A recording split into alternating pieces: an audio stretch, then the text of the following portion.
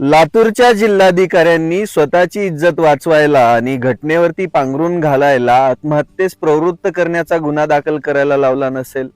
कारण की फोटोकडे बघितल्यानंतर कोणत्याच अँगलने त्या मुलीने फाशी घेतल्याचं वाटत नाही. लोक म्हणतात सोशल मीडियाची काय ताकद आहे. या लातूरच्या घटनेकडे ना मीडियाने बघितलं ना कोणत्या लोकांनी नेत्यांनी बघितलं.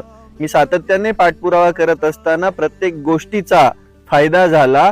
खडबडून जागा झालेलं प्रशासन कारवाईपर्यंत गेलं आणि गुन्हा रजिस्टर नंबर 04-226 कलम 108 115-2 35 भारतीय न्याय संहिता सह कलम 3/2 व 3/1 नुसार अनुसूचित जाती व जमाती अत्याचार प्रतिबंध कायदा अधिनियम 1989 अंतर्गत गुन्हा दाखल करण्यात आला.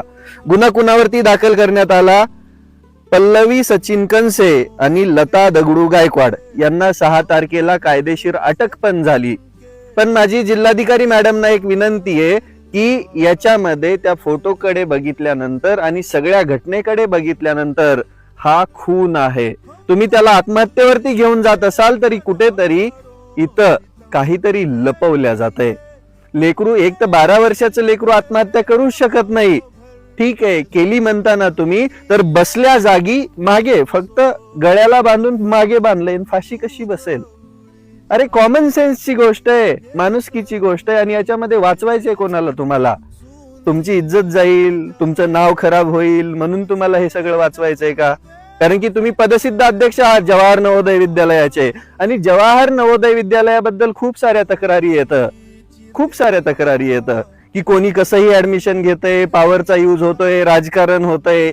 या सगळ्या गोष्टींना आळा बसला पाहिजे. अरे 12 वर्षाचं लेकरू ते परत येणार आहे का? आणि आत्महत्येस प्रवृत्त त्या लेकराचा शारीरिक छळ झालाय, मानसिक छळ झालाय, तरी पण तुम्ही जर एवढे असंवेदनशील असाल तरी कुठेतरी या भारतामध्ये कायदा कडक करण्याची गरज आहे.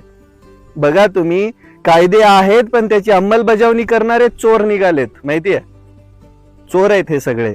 यांच्या दबाव तंत्रामुळेच प्रत्येक घटनेमध्ये आरोपींना पळवाटा भेटतात, आरोपी मोकाट सुटतात आणि अन्याय झालेल्या, अत्याचार झालेल्या माणसाला न्याय कधीच भेटत नाही.